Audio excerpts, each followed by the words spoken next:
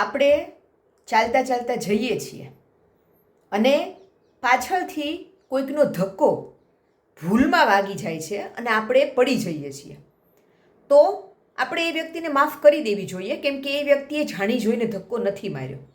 પણ આપણે જઈએ છીએ અને પાછળથી એક માણસ જાણી જોઈને આપણને પાડવા માટે ધક્કો મારે છે, તો આપણે ઊભા થઈને એ માણસને માફ ન કરવાનો હોય, એને પણ સામે ધક્કો મારવો પડે ને પછાડવો પડે, એટલે એને ખબર પડે કે પડીએ તો કેવું વાગે. તો આ જ વસ્તુ જીવનમાં પણ લાગુ થાય છે.